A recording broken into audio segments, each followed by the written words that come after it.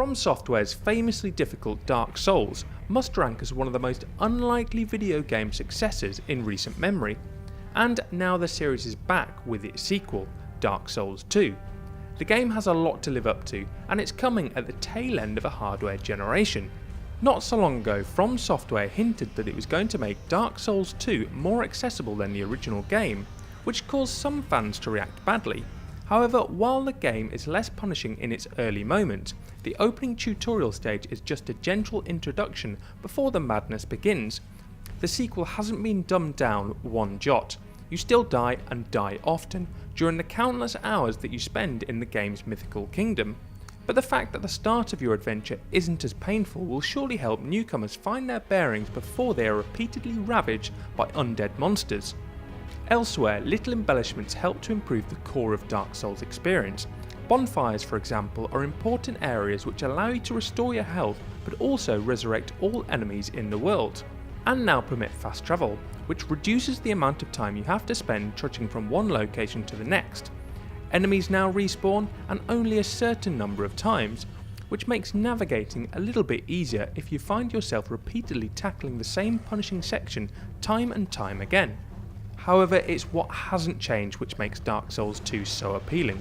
The finely tuned risk and reward mechanic, encouraged by souls dropped by slain enemies, which can be used to level up and purchase items, is still in place, and makes every encounter a tense affair, even when you're facing relatively weak foes. Dying means losing all of your accumulated and unspent souls, and having to start from the nearest bonfire. You then have to fight your way back up to where your souls were dropped, making sure not to die again in the process, as this will result in the souls being lost forever, and hours of progress wasted. Underpinning Dark Souls 2 is the game's unique online mode, where players can drop in and drop out of one another's worlds to both help and hinder.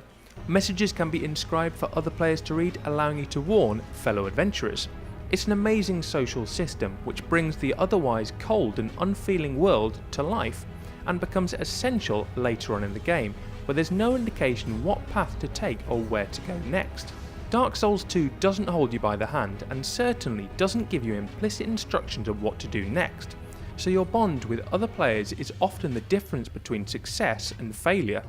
With the Xbox One and PlayStation 4 already on the market, Dark Souls 2 always had its work cut out for it purely in graphical terms.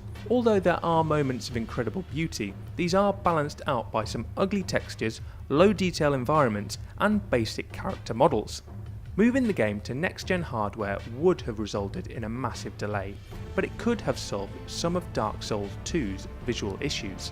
Those of you that spent months with the original game will be pleased to know that Dark Souls 2 is just as captivating, challenging, and downright difficult as its forerunner.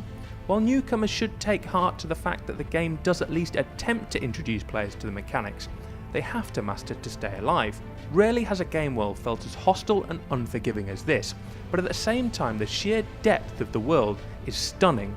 Each and every item, weapon, or piece of armour has a story behind it, and the deeper you travel into this otherworldly realm, the harder it becomes to switch off your console.